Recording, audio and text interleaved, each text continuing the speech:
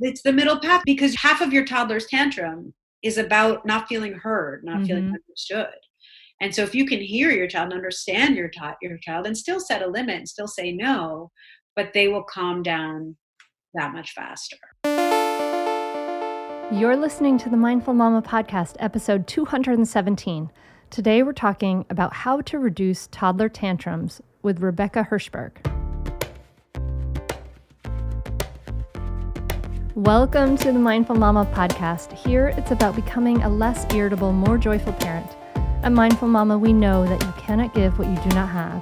And when you have calm and peace within, then you can give it to your children. I'm your host, Hunter Clark-Field's Mindful Mama mentor. I help smart, thoughtful parents stay calm so they can have strong, connected relationships with their children. I've been practicing mindfulness for over 20 years. I'm the creator of the Mindful Parenting membership, and I'm the author of Raising Good Humans, a mindful guide to breaking the cycle of reactive parenting and raising kind, confident kids. Welcome back, my friend. Oh my goodness. We are in crazy times, and we are all home with our kids. If you're listening in the future, this is when we are in spring 2020, when everybody is sheltering at home because of the coronavirus pandemic. But that is not what this podcast is about, my friend. In just a moment, I'm going to be sitting down with Dr. Rebecca Hershberg. She's a clinical psychologist, founder of Little House Calls, author of the Tantrum Survival Guide, and mother of 2 young sons. And we're going to talk about how to survive toddler tantrums. I mean, if you're anything like me, these make you pull your hair out, and they trigger deep, intense feelings, right? They're maddening, stressful, and exhausting for everyone involved. So what can you do to keep your cool and to help your child calm down? Rebecca Hershberg, she shares with us the science of child development and the art of managing your child's tantrums. And I want you to listen for a few things. So I want you to listen for how the really important fact that we need to remember that tantrums are normal and that we shouldn't totally expect to stop them. Wah, wah, wah. I know, that's sad, but true. Listen for the development pieces about toddlers and preschools being rigid, impulsive, and egocentric. This is just part of their development. Your child is not a sociopath. And that certain parenting styles can inadvertently reinforce tantrums. So we're going to dive into that and learn how to not do that. We don't want to do that, right? So yes. So I'm excited for you to join me as I talk to Dr. Hershberg. And before we dive in, I just want to quickly let you know that the Mindful Parenting membership is going to open soon. The membership, of course, includes the 8-module groundbreaking mindful parenting course that is transformative. And this membership round, we are going to be opening up for scholarships. We'll be opening it up for scholarships before the general membership opens. So if you are curious about that, make sure you are on my email list, because I'll be sending an email about that. And we'll be doing a free training from May 6th through 11th, where you'll be learning how to stop yelling, why your child doesn't listen to you, how to create cooperative kids without losing your your temper, and more. So everyone is welcome to the Mindful Parenting free training. I even know Mindful Parenting members do it again because it's just such a great reminder of some really important fundamental facts about kids and development and parenting. And you can join that at mindfulparentingcourse.com/free training. That's mindfulparentingcourse.com/free training. And I hope to see you there. This is a really good one to share with your friends, of course. So I think that's it for announcements. I hope you are safe and well.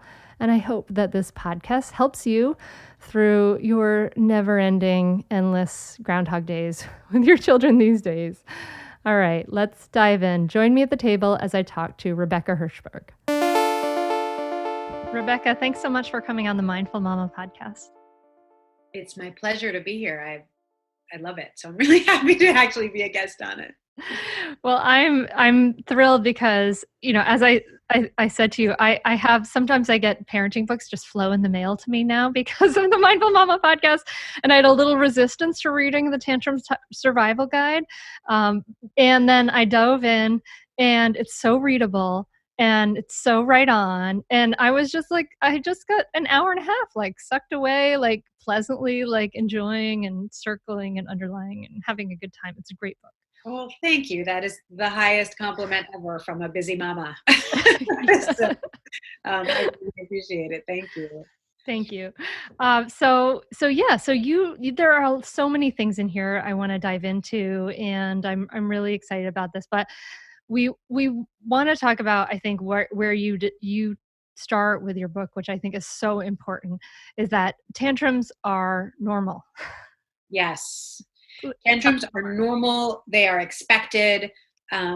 Whenever I see headlines on the parenting blog, stop tantrums in their tracks or 5 ways to stop tantrums, it's always, my reaction is no. We not only is that an impossible task, but it's not one that we would want. They are actually a healthy sign of development. We can, as I talk about in the book, decrease their frequency, their intensity, their duration. There are times we can tell our kids are out of sorts and having many more tantrums than we might want. But generally, it's a really healthy, normal part of development.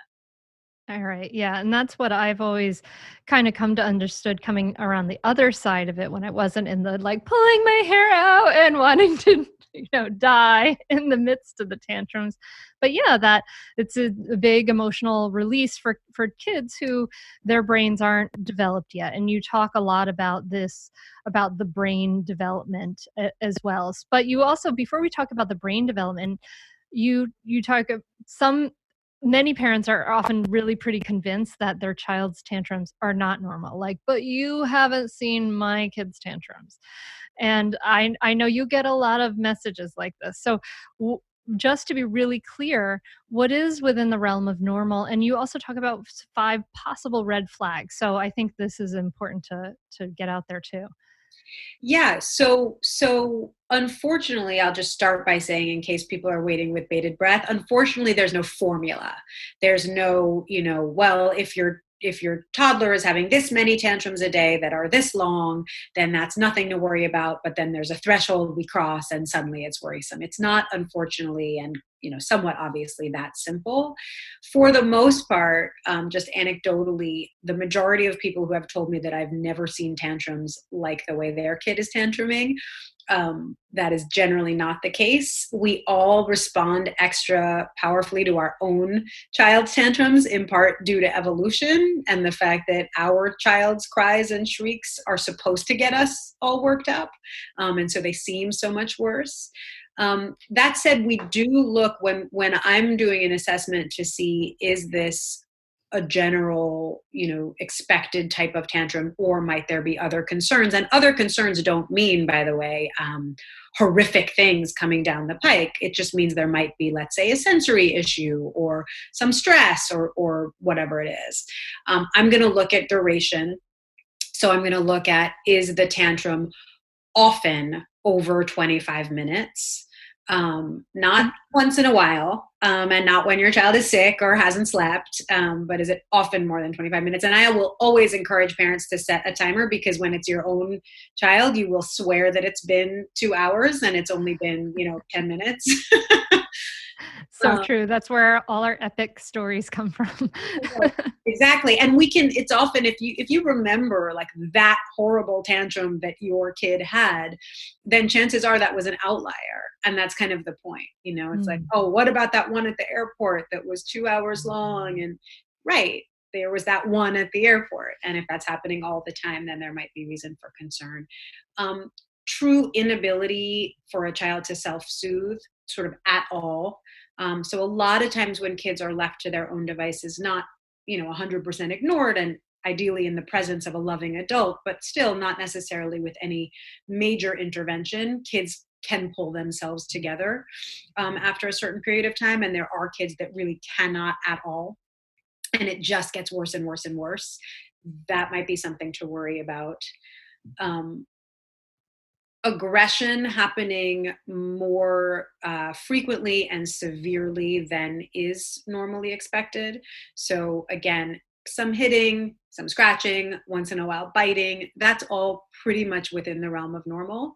Sorry. A lot of us worry that, my child doesn't see anyone hitting. Why are they hitting? But that's that fight, flight, or freeze stress response is fight, right? That's a big part of that. Exactly. And also just, I don't have the words. And I'm so, we all, when we are angry or stressed or upset, we have things that we can do, even if we don't have the words for it. We, frankly, go for a run, or, there are ways we let out our physical energy when our physical energy is being impacted by our emotions. And our kids need to do that too. They just don't know the, quote unquote, socially acceptable ways to do that. And so, but again, if your child is often scratching or biting or hitting, again, in a real sort of destructive way, not, I want another cookie and so I'm going to, push you. That's an important line. Frequency, and I don't remember offhand, frankly, the number. And you have the book in front of you, but it's something, really, really high if it's more than, a few a day, every single day in a period of a month or something like that. And also kids who have a lot of tantrums outside of their home and with adults other than the regular caregivers. It's counterintuitive. A lot of times parents will say to me very upset, my child only is like this with me. They're great at school. They're great at their mommy and me class. They're great, and that's actually a positive sign as much as it's not a fun one. When your child is having just as many tantrums or more tantrums with more unfamiliar adults and in outside settings, that's potentially a cause for concern as well. Mm-hmm. So because kids they're doing a lot of work to hold it together in those outside places. And then with us, they're feeling comfortable, loved, and accepted, so they can let loose. That's the idea behind that, right? And just exhausted. Yeah. I mean, that's the other piece, is if they're working so hard that they know they don't have to work hard, which is what you're saying. And so then they're exhausted. And it used to be that there was this real misconception that I just want to correct for anyone who may still hold on to it. It was a misconception that, well, my child doesn't do this in other places or with other people, so they clearly know what they're doing. Like a manipulative thing. Exactly. Yeah. And that's just no longer the way, a lot of times the older generations still say things like that. And that's just no longer the way we think about it. We think about it as kids who, again, feel more comfortable at home, but not even in a conscious way per se. It's not like, oh, I'm home from school, I can fall apart now. It's just that they work hard to keep it together and they learn early on where it's most necessary to do that. And then they're exhausted and they let it out at home. And in part, that's what we model. We even if I was in a really bad mood right now on this podcast, I wouldn't start, biting your head off. Rude and inappropriate and, completely ridiculous, so much so that you're laughing. Our kids learn that really early on. No, they're not going to show that necessarily in school or out with their nanny or their grandparents. So that's just important to keep in mind. All right, cool. So, dear listener, it's normal. It's normal. I know it sucks. It's normal. We're all going through this or have gone through this, and some of us had vasectomy, so we won't go back. But so, tell us about I would love for you to dive into the brain development, because this is so fascinating. Because when we can understand it, just as we understand just what what you were explaining right there, it makes it all so much less personal. We stop making it about us or about my child in particular, but this is just how the brain develops. And you say that parents are really overestimating our kids' capacity for self-control. So tell me a little bit more about that. Yeah, so that's certainly something anecdotally that I see all the time. And then there was a study a couple years ago done by the 0 to 3 Foundation in conjunction with the Bezos Foundation, where they surveyed, thousands of parents of all different socioeconomic backgrounds and ethnicities around the United States, and found that over 50% of parents were way overestimating specifically their 2 and 3-year-olds' capacity to inhibit their impulses, and specifically not to be aggressive. So in other words, as parents, we expect that our 2 and 3-year-olds are not going to be aggressive and are going to be able to control their impulses when they're upset. And typically that's not the case. The way the brain develops, it when we are born, the most primitive part of the brain, those neural connections are already there. So the parts of the brain that allow us to breathe and blink, and even experience some very basic emotions, love, disgust, that's all there very, very early on. And then the parts of the brain devoted to emotion, so the amygdala, and those brain centers develop. And so you've got your kid experiencing really strong emotions. And the last part of the brain to develop is the cerebral cortex. And when I say develop, again, I mean the neural connections. And specifically the prefrontal cortex, which is the part of your brain that's right in the front and that's thought of as the air traffic control center. And I love that analogy. Right? We have to talk about that more. Yeah, and it's not mine. It's from the Harvard Center on the Developing Child, and it's basically, if your air traffic control center is not yet developed, and you've still got airplanes, coming and going, there's going to be crashes, and it's going to be crazy. And because the prefrontal cortex is devoted to executive functioning, and executive functioning is things like impulse control, judgment, reasoning. All of those, holding, sustained attention, and those parts of the brain are not developed fully, and brace yourselves, parents, but they're not developed fully until you're in your early 20s. But they're certainly barely developed when kids are young. And to the extent they are developed, and this is a really important piece, they are not online, to use a colloquial term, but they're not online when we are feeling highly emotional. And parents will say that a lot. Parents will say, for example, my son completely understands that it's not okay to hit his sister. We talk about it. He knows that it hurts. He knows that using your body instead of your words is not okay. And then his sister will come take something he's playing with and he'll smack her in the face. And the answer is right. Because as soon as he feels that frustration or that anger or that jealousy or whatever it is, all those cognitive skills disappear and he's being ruled by emotion. And just understanding that that's, again, inherent to the toddler brain and the young child brain really helps, as you said, understand why your child seems to have this disconnect. The disconnect is real. The parts of the brain are not yet communicating with each other in those moments. As adults, we experience that sometimes as well. Yeah. And yet we can usually bring our brain to communicate, more appropriately, certainly much faster, because again, it's more further in its development. I'd say definitely do it. It's really helpful. It will change your relationship with your kids for the better. It will help you communicate better. And I'd say communicate better as a person, as a wife, as a spouse. It's been really a positive influence in our lives. So definitely do it. I'd say definitely do it. It's so worth it. The money really is inconsequential when you get so much benefit from being a better parent to your children and feeling like you're connecting more with them and not feeling like you're yelling all the time or you're like, why isn't things working? I would say definitely do it. It's so worth it. It'll change you. No matter what age someone's child is, it's a great opportunity for personal growth and it's a great investment in someone's family. I'm very thankful I had this. You can continue in your old habits that aren't working, or you can learn some new tools and gain some perspective to shift everything in your parenting.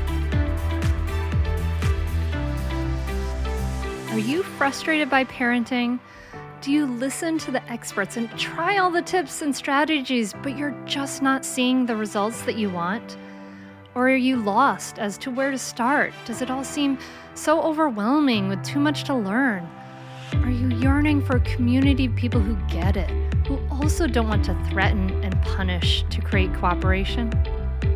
Hi, I'm Hunter Clark-Fields, and if you answered yes to any of these questions, I want you to seriously consider the Mindful Parenting membership. You'll be joining hundreds of members who have discovered the path of mindful parenting and now have confidence and clarity in their parenting. This isn't just another parenting class. This is an opportunity to really discover your unique, lasting relationship, not only with your children, but with yourself. It will translate into lasting, connected relationships, not only with your children, but your partner too. Let me change your life. Go to mindfulparentingcourse.com to add your name to the waitlist, so you will be the first to be notified when I open the membership for enrollment. I look forward to seeing you on the inside. mindfulparentingcourse.com.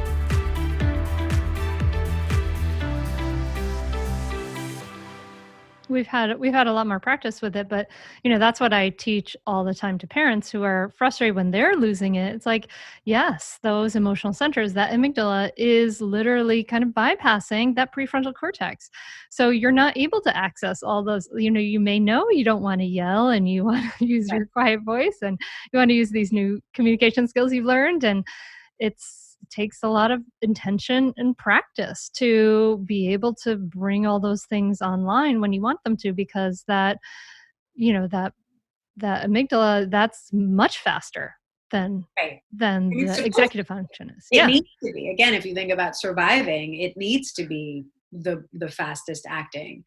But we have the capacity somewhere in there. The toddlers and the little kids don't even have that capacity. Yeah. And so I often joke when I'm giving talks, I'll tell someone, someone will raise their hand to ask a question and I'll ask them to repeat the question back to me in Japanese. Typically it's not someone who speaks Japanese and they'll sort of look puzzled and I'll say again, no, I want to hear it in Japanese. And I don't let it go on too long, obviously. The idea is this puzzlement and this frustration of, no, you're asking me to do something that I cannot do. And so where do we go from here? And obviously, if I were to let that go, the person would get incredibly frustrated and angry and potentially even walk out and leave the talk. That's what we are doing with our toddlers. When we say things like, use your words, or why do you hit your brother? Why do you hit your brother? Come on, why? Mm-hmm. They cannot answer that question. They maybe will make something up in the moment because they know that they're supposed to do it.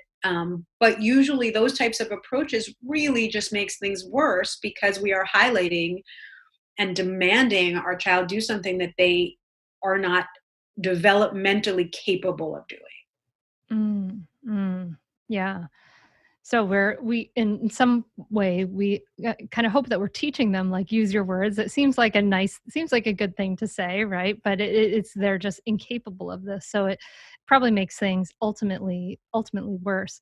So what are some of the causes of tantrums? Why now? And what's happening? Right. So I opened the book actually with an example, I think, of a child in a supermarket who wants more cookies, which is the sort of prototypical, ripe for a tantrum situation.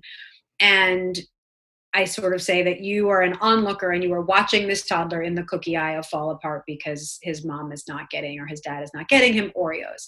And certainly you could say the proximal cause in that moment is that he is not getting the thing that he wants. But what if you found out that he had skipped his nap? Well, then you've suddenly got tiredness as a cause. And what if you then find out that he just got a new baby sibling 4 days ago, and this is his first one-on-one time with his parent? Well, then that's a potential cause, all the emotions behind that. What if mom or dad is always anxious in supermarkets because they have social anxiety, and so they're never quite as connected as they want to be, and that's activating for a kid. So in other words, you really have to start small, but then look globally and sort of contextually at why the child might be having a tantrum. So tantrums are caused, first of all, as we said, by sort of the stage of brain development. Second of all, I like to highlight that they are an interaction. So whoever they're with at the time is contributing as well. Then there's all kinds of very basic things that we know: hunger, tiredness, any kind of stress on the system, overstimulation, sensory overload, all that stuff. And then, global context. And I have to mention right now, we are all stuck at home due to current events. It's a bit, in many families, not all, a bit of a powder keg. Mm-hmm. And little children don't have the capacity to say, wow, this is new and stressful and I'm confused and I'm uncertain. And instead they will have their behavior be dysregulated. And so there's a misconception that tantrums are always about not getting something I want, or when my dad says no. That might be on the surface, what is actually setting off the behavior. However, these deeper emotional issues, anxiety, sadness, confusion, change of routine, uncertainty as to what's happening, all will contribute most likely to more tantrums, because that's how children express their strong emotions. And you actually recommend that parents go back to a recent tantrum and kind of dissect it and figure out what were some of these many causes that could be contributing to it. And you call it the chain. It's a chain analysis. Yeah, it's a term from DBT, which is dialectical behavioral therapy. Marsha Linehan. It's basically cognitive behavioral therapy with some mindfulness thrown in, although anybody who really practices it will get offended at how simple that description is. But essentially it's this idea of looking at, originally it started with self-injury, with clients who did a lot of self-injury, and doing a chain analysis, which means looking at what was happening, way before, what were the links in the chain essentially that led to this incident. And so the links can be, again, how much sleep had your child gotten? How much sleep had you gotten? What mood were you in? What mood was your child in? Had you done anything unusual that day? Really looking at, and the book lays it out, but what are all the different possible links in the chain that led us to this particularly difficult tantrum?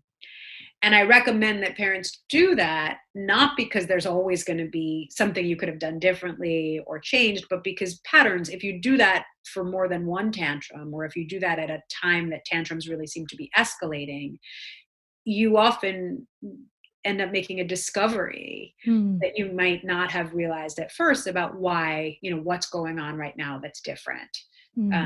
Sometimes it's, I didn't sleep. I haven't slept for the past, or I haven't slept well for the past 4 nights.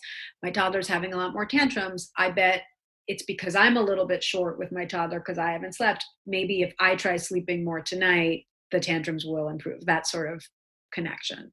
Yeah, making that, it's beautiful, because that's in the mindful parenting course I teach. I encourage people to track their own triggers for their own tantrums, right? For our, and we can do the same thing with our kids, just to have more awareness, more understanding, so we can help figure out those links in the chains. I love that. And you talk about how certain parenting styles can inadvertently reinforce tantrums. So I think this is really important for us to know.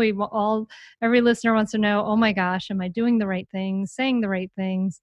So and I really appreciate that you really take and what you teach in the Tantrum Survival Guide is the middle path, which I think is beautiful emotionally. So tell us about the parenting styles that can reinforce tantrums. So there's sort of there's two main things I would say there. One is when we inadvertently reinforce tantrums by giving them a lot of our attention, and giving them more of our attention than we do when our child is not having a tantrum.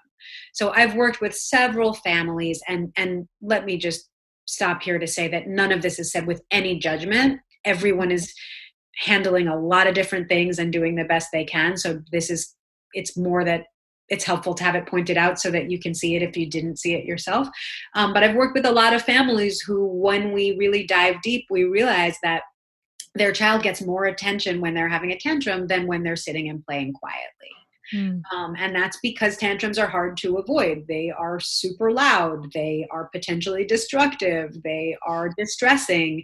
And so a parent who might otherwise be on his or her phone, or trying to get some housework done, or cooking a meal, whatever it is, will have to drop, or one common one is paying attention to a sibling, will have to drop everything to pay attention to the tantrum. And that kids learn again, not in a manipulative way, not in a conscious way, but they learn this is how I get my mom's attention.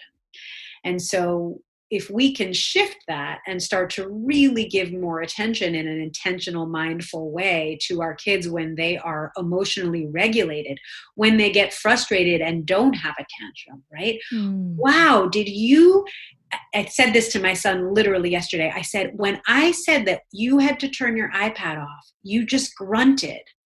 Give me a high five for the grunt, because you didn't shriek, you didn't throw it, you did, it's like really emphasizing these baby steps toward emotion regulation. The other thing that I think really can, unfortunately, inadvertently increase tantrums is when we respond without any understanding or empathy to what are often very big deals to our kids. So back to the Oreo example, I have Oreos on the brain, clearly. If a child wants another Oreo and we respond rationally, like, well, you already had 2, you can't have another. And they start amping up, but I want one, I want another one. And we're very rational. No, you had 2. That doesn't mean anything to a toddler. Or if we go even further with it, as parents sometimes do, again, with the best of intentions, enough. You had 2, you had a dessert yesterday, you're having dessert for dinner, we're not, and getting sort of annoyed at this demand. The fact is your toddler doesn't understand nutritional information. Your toddler doesn't understand that all the Oreos in the world aren't there just for this moment. They don't have a sense of time and space. And so to them, they really, really are getting increasingly frustrated that here's this whole package of Oreos and you're telling them that they can't have them. And so just acknowledging that. Mm-hmm. Sweetie, I know there are so many Oreos here. I know you saw the whole package and you want just one more. And I'm saying, no, that stinks. I can see on your face how much you want another cookie.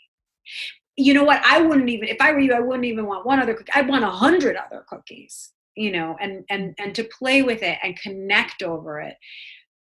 There's such an opportunity to connect with your child if you don't see it just as black and white, which is funny because we're talking about Oreos, but you do have them on the brain. If you don't see it just as I can either give in and give another Oreo, or I can just toe the line and keep saying no over and over and over again. It's the middle path. It's the middle path because half of your toddler's tantrum is about not feeling heard, not feeling understood. And so if you can hear your child and understand your child and still set a limit and still say no, but they will calm down that much faster. Yay. Man. Yeah. That reflecting back, that's the step we skip over so often. We just want to solve it, make it go away. We don't want to reflect that whole piece, and being seen and heard is so, so huge. It's amazing. So you also talk about how toddlers have these 5 characteristics. And it's really, I think this is really important to understand why toddlers particular are so prone to tantrums, and these 5 characteristics, again, having to do with their development. So this, go ahead, take it away, Rebecca. Yeah, no, I know where you're going with this. I got this. So I referenced the other one before, which is this sort of formally called egocentrism, which basically means that toddlers' brains prevent them from being able to see other perspectives. And so they do not understand, for example, when you're in the supermarket and you won't buy them a candy bar, why would the candy bars even be there if it weren't for me right here and right now? Because I don't understand that there are other people out there that have needs. And we treat our toddlers as if they are fully socialized human beings who understand generosity and selfishness. And so we interpret that as selfish or greedy or whatever it is. And it's again, speaking of taking it personally, it's just not. They have only their own perspective. There's a great research study, and I think it shifts at about age 4, where kids develop something called theory of mind. And so if you have, for example, a bag of Pepperidge Farm goldfish, and you fill it with peanuts. And you do this in front of a young child. And then you say, your mommy is going to come through the door. What do you think she is going to think is in this bag? And little kids up until about 4 will say, well, she'll think peanuts are in it. Because they do not understand that anybody else could have knowledge or information that they don't have.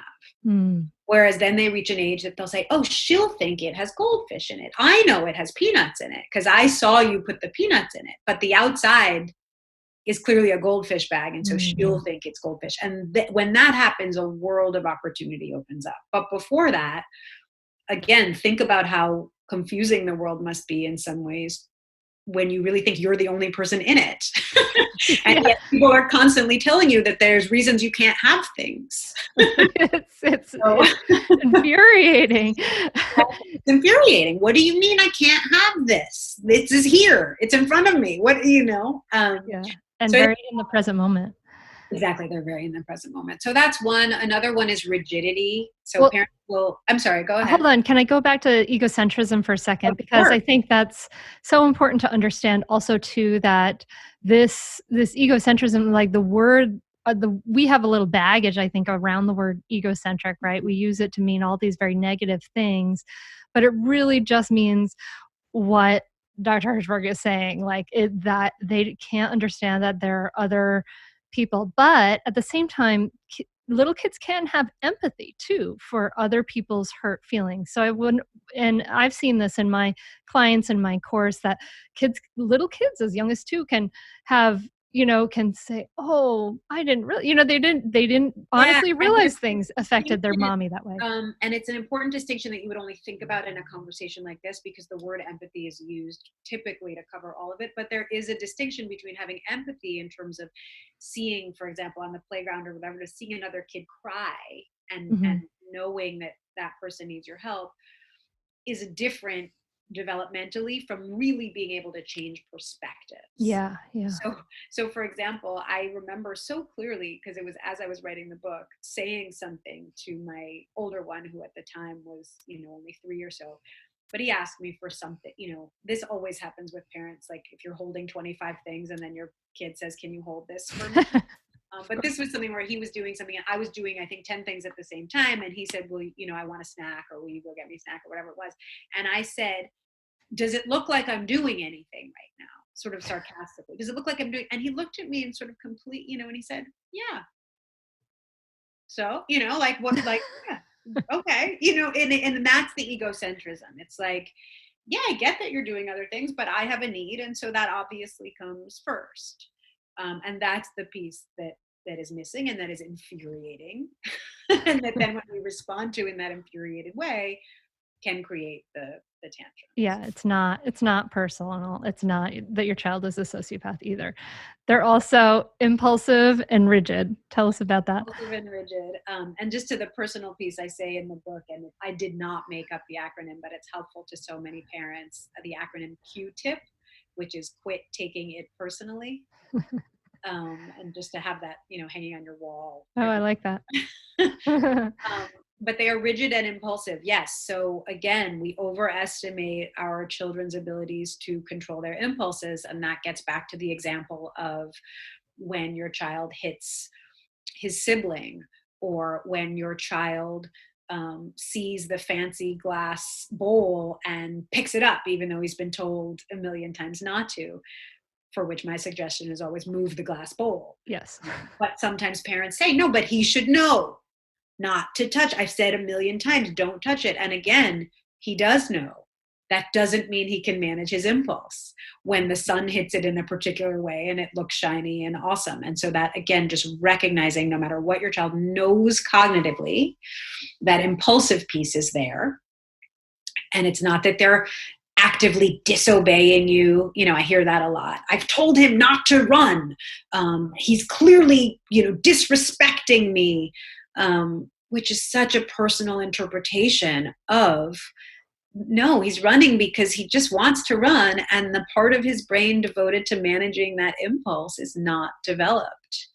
The rigidity piece is so interesting. I have parents ask me all the time if their children have, OCD, and that can develop very early on, but it is much, much more rare than parents think, because little children are rigid because they are learning that the world is very big and unpredictable and that they don't have a lot of control in it. And so they really try to exert control over smaller things. And exerting control may mean that the potatoes cannot, under any circumstances, touch the chicken.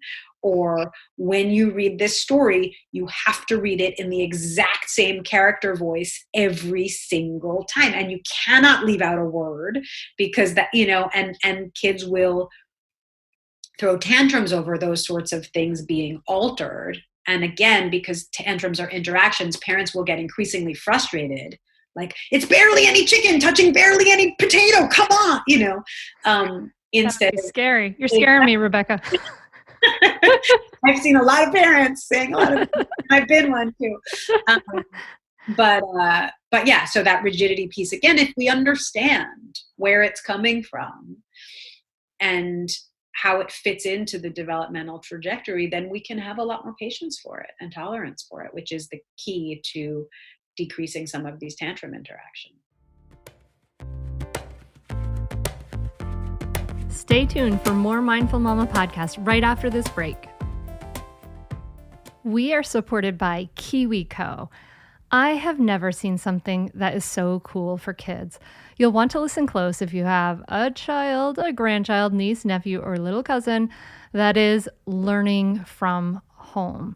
So my daughters are subscribed to the Eureka Crate and the Tinker Crate. And for the Eureka Crate, for my older child, she has made a ukulele and a pinball machine, and she loves following this step-by-step thing, and she is learning so much. And for my younger child, she does the Tinker Crate, and we had so much fun doing this LED light pendulum, and it's just fascinating. We go through it step by step. She's learning about physics, and it's getting her off the screen and helping her learn at this, crazy stay-at-home time.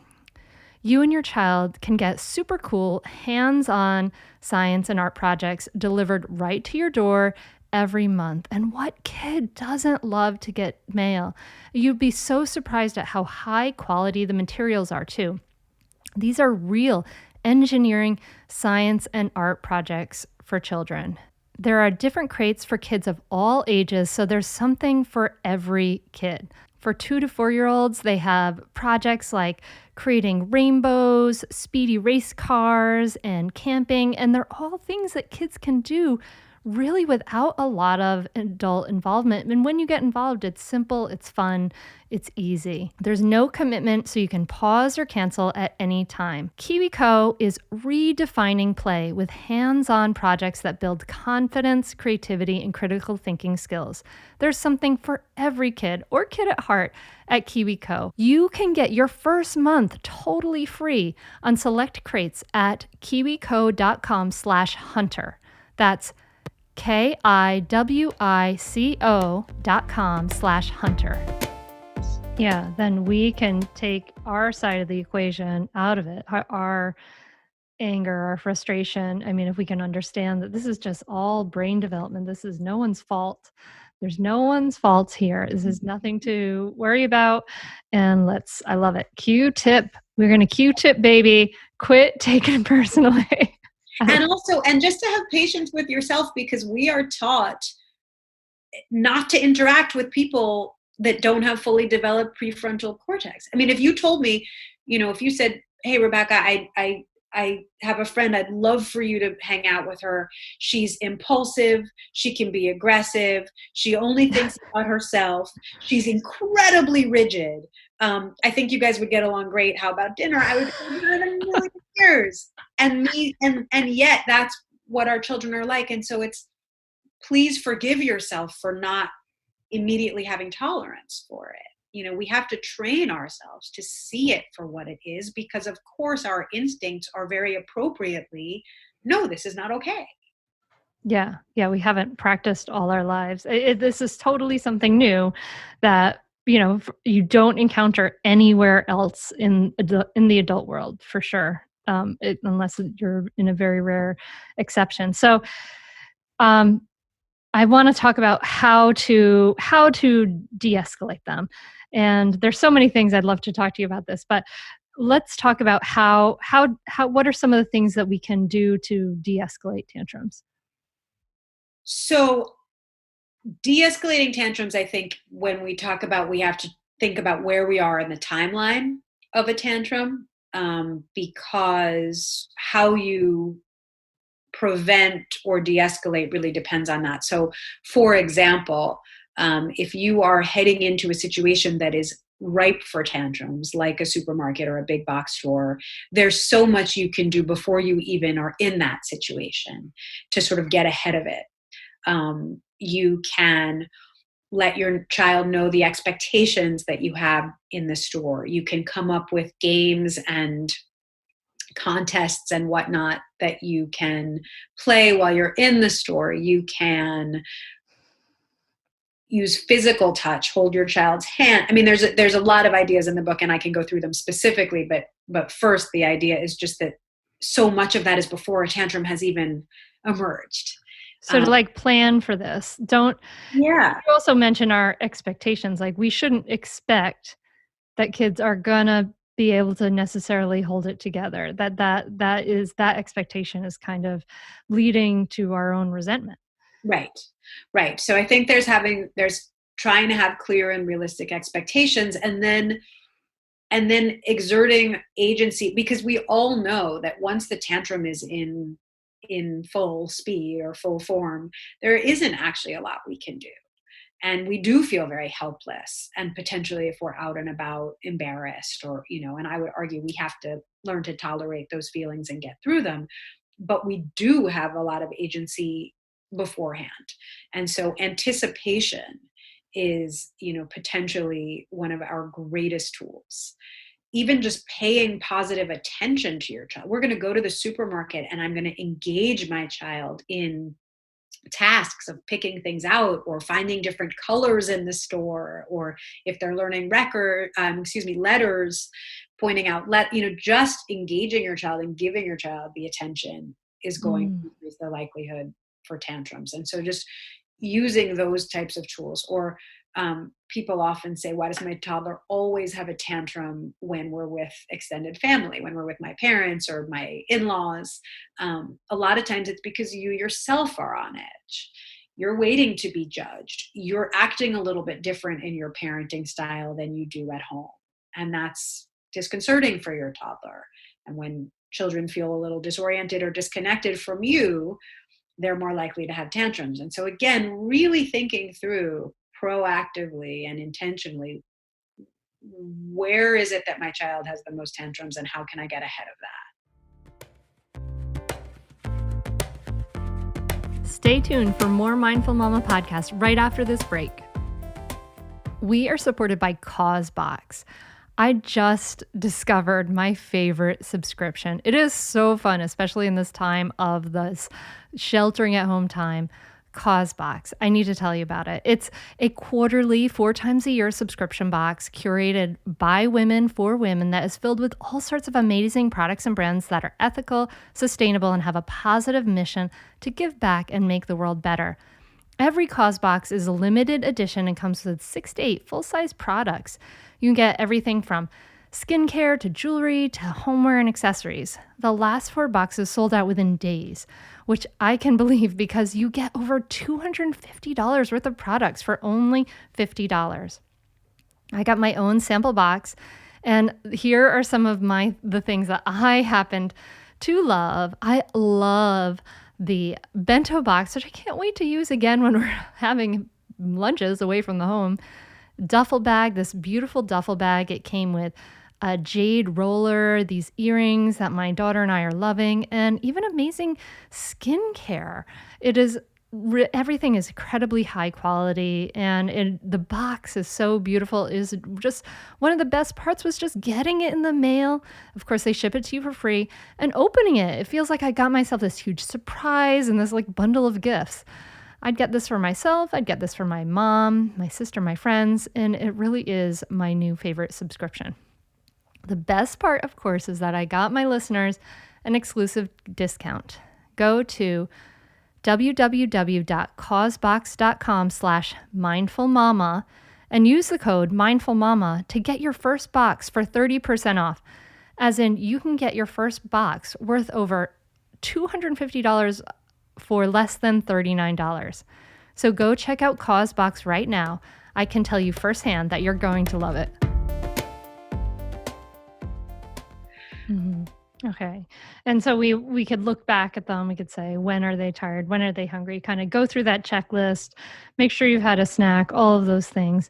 And then you have ideas for as the sort of tantrum is starting to ramp up. As it's starting to ramp up, again, if you can empathize that off, again, because there's the thing the child is upset about, which is then closely often followed by their reaction at not being heard or understood. So to use empathy, even if you don't necessarily feel it, ideally you get to a place where you feel it because you can sniff out authenticity and inauthenticity. However, just knowing that this is a tool you can use pragmatically. So the empathy, you can absolutely try to redirect, try to use some humor, use some playfulness. I think all of those strategies really can work as the tantrum is mounting. I mean, back to the example of my son with the grunting. If I had handled the grunt in a different way, that grunt might have very much led to a tantrum, right? A grunt is often a sign that there's a tantrum coming down the pike. And so just looking and also being aware. I know when parents who choose to potty train, a lot of times they use a method where they look for what does my child do when they have to pee, like what's my child's pee-pee dance? And this is like, what's my child's tantrum sign? Is it a grunt? Is it that they start whining? Is it that they start sort of banging their head a little bit? What are those signs? And can you then kind of really bring on the empathy, the positive attention, the cuddle, sometimes just a giant hug, that sort of thing. So this is where, as it's ramping up, we're seeing those signs of dysregulation. This is where we're going to come in and give lots of attention and offer ourselves as like a form of helping them regulate themselves. But then you also talk about selective attention as the sort of tantrums going on. Can you tell us about selective attention? Yeah, and this is where it's another one of those moments where there's no formula. Because parents will say, well, wait a second, you told us not to reinforce the tantrum by giving it attention, and yet you're saying put on the attention. Mm-hmm. And this is where you have to know your child and your family situation. And again, if you are only coming in with the positive attention and the hugs, once the whining or the grunting starts, then it may be that you need to make a shift that pans out much wider than that. Often though, what happens is that as a child starts tantruming, parents get firmer and more angry, which then makes it worse. So there is a way to stay very calm and very loving without necessarily reinforcing the tantrum, right? So sweetie, I get it. You really want an Oreo. I know that your body knows how to calm down, and I'll wait. I'll wait.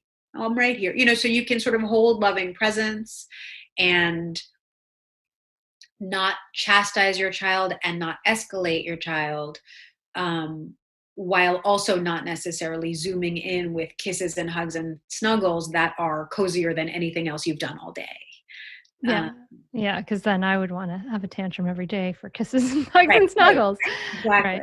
Did that answer your question? I think so. You talk also, I think in the part about selective attention, I thought it was interesting where you talked about the idea that that there are times like that parents, we're often seeing our child is quiet, they're engaged in stuff, they're chilling, they're doing well. So we take out our phone, and then we take our attention away from our child, and scroll through Instagram or whatever we're doing, or we check the news, and that you suggest that maybe sometimes taking out the phone is a good thing to do when the child is having a tantrum. Talk to me a little bit about that. Yeah. So it's this idea that our kids, they want us at this age more than they want anything. And we often give them us when they're doing the thing we don't want them to do. And we take away ourselves, as you said, by taking out our phone or whatever it is when they're doing the thing we want them to do. And so again, and I think it's really an important distinction to make, that when your child is having a tantrum and you have already said something, maybe something brief and loving and kind, that you can then say, okay, sweetie, I know you're able to calm yourself down. And when you do, we can do something fun. In the meantime, I'm going to return a couple emails, or, I'm going to check the news, and you don't have to remove yourself physically. And that's a very different message from, you know what, I'm not doing this anymore, forget it, and going to get your phone in sort of an angry, disconnecting way. The selective attention piece is very kind. You're not disconnecting, you're not angry, you're just simply using it as a behavioral tool. I've given you myself, you know that I'm here, but I'm not going to sort of constantly give you more of me than I would at any other time. And this is where the temperament of your kid is really important, because I've had families that try this and it really doesn't work. Kids really amp up more. And then other families where it works really, really well. And the whole message of the book is that some of these tools and approaches will work for some kids some of the time, and to kind of mix and match based on your child, your family, your circumstances. But the ideas and the principles are somewhat universal. So, for example, to think about attention, to just be intentional, to be mindful, given the podcast we're on, to be mindful about when are you giving your child your attention, and what kind of attention is it, and what effect does it have? Because that may differ from family to family, but it's really important nonetheless that each parent understand that a little bit. Yeah, and take that into account. Well, I could talk to you about this for a long time, but before we go, and I'd love for you to talk just a little, share your story a little bit about how there are times where, we quote unquote, we can quote unquote cave in and change our minds about a boundary maybe we were holding. And you share a story about that. And I would love if you could share that story here, because I think it just makes so much sense. Sure. It's a really nice note to end on. So thank you. The story that I shared in the book and I share over and over and over again is my son Henry, I believe, was about 3, and he called me in the middle of the night. I think this is the story and he called me in the middle of the night. I think it was 3 a.m. He shrieked for me, and he said, speaking of Henry, bye. That was Henry, who just came, I guess, to say a quick hello, despite his dad's cautioning him otherwise. We're totally keeping that in. By all means. He just ran up the stairs. So 3 a.m, Henry calls me in, Mom, and I go into his room exhausted, and he says, I need more ice in my water. Oy. And I say, what, are you here? Do you want to say a quick hello to the podcast? But then you have to go say hi. Hi. Okay. Bye. Hi, Henry. Close the door behind you, please. I'll be up in a couple minutes. All right. Living the working from home dream. Keeping it real here. Keeping it real and making the story much longer than it needs to be. Like 3 a.m. He needs more ice in his water. I say, Henry, absolutely not. That is not a reason to call me in at 3 a.m. And he starts screaming, and he's awake. He's half asleep, obviously, but he's not in a night terror or anything like that. I want more ice. It's not cold enough. It's not cold enough. And I was able, and this is the message of the book and the message I would give to families. And I'm not always able to do this, but in this moment, I was able to pause and just really, again, be intentional and think to myself, what do I want to do here?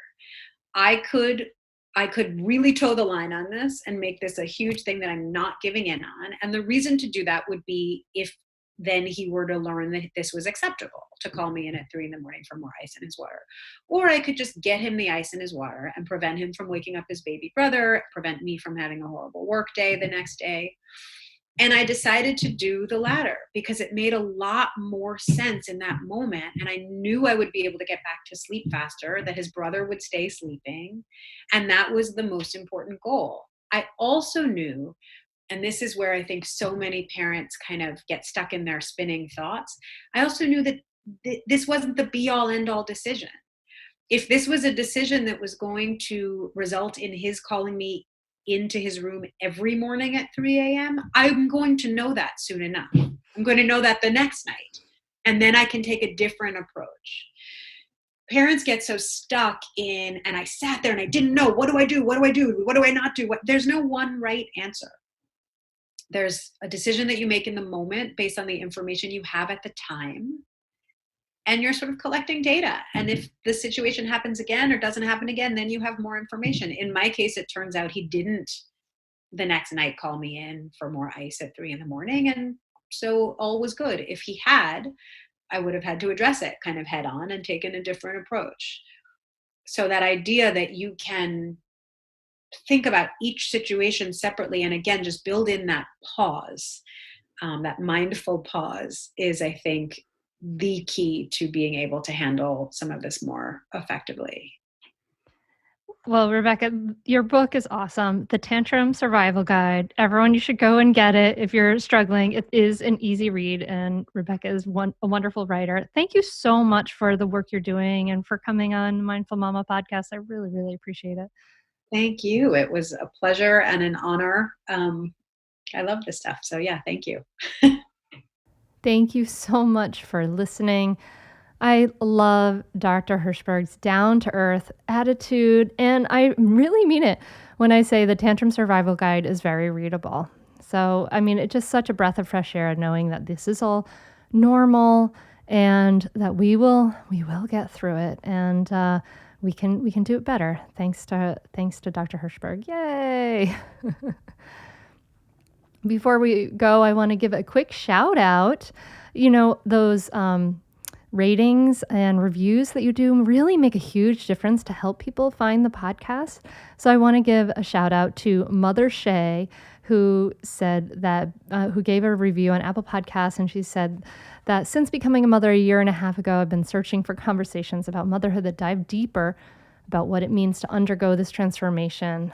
And she says she loves the podcast. Thank you so much, Mother Shay. I really, really, really appreciate that, of course. And before I go, I want to remind you that the Mindful Parenting free training is coming up. And this is a really powerful mindful parenting training. Gives you a lot of the wonderful fundamentals of mindful parenting. And it's live.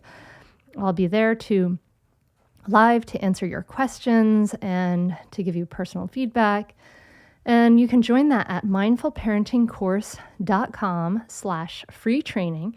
That's mindfulparentingcourse.com/free training. And then the Mindful Parenting membership will be opening, and it only opens a couple times a year.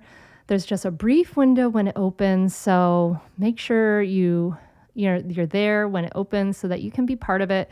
And when you join the membership, it's kind of like you get 3 free podcasts, extra podcasts with me a month where we do Q&A and we share wins. It's really, really valuable. And you get this whole community of other people who care about this way of parenting. You may be in a community where there's a lot of harsh authoritarian parenting or whatever. And you might need that support to bolster what you know is right? What you know is backed by science and child development. So learn more at mindfulparentingcourse.com and join the free training. That's at mindfulparentingcourse.com/free training. And finally, I just want to say thank you so much for listening. Thank you to everybody who's written to me about the daily dose and sharing your appreciation there. It's really bolstered me and my team to continue to do it as long as we can, and I'm wishing that I'm hoping that you, dear listener, are safe. I'm hoping that you're well, and that you're just taking it day by day, keeping your attention in the here, in the now. Keep coming back to the present moment, because when we get out of the stories and the future pacing, we can really see the miracles that are right here. So that's what I'm practicing to do, and I invite you to practice to do that too, my friend. Thank you so much for listening. Namaste. What is that? Yes, you do. I'm recording. Why? That means we don't have to load the dirty dishes. Can you say thank you for listening to the Mindful Mama podcast for me? Why? Okay. So I can put it on the podcast. I'll do it. Thank you for listening. No, not like that. Come on. Think about it. Grammy's going to be listening. Thank you for listening. Thank you for listening. Here, sorry, you say it. Thank you for listening. I am Alexa. Thank you for listening. Alexa. Okay, sorry. Do you want to say thanks for listening to the Mindful Mama podcast? Say. Ha! Go! Honey, that's going to hurt people's ears. Thank you for listening to the Mindful Mom. Thank you for listening to the Mindful. Come on, honey. Thank you for listening to the Mindful Mama podcast. I am a robot. Goodbye.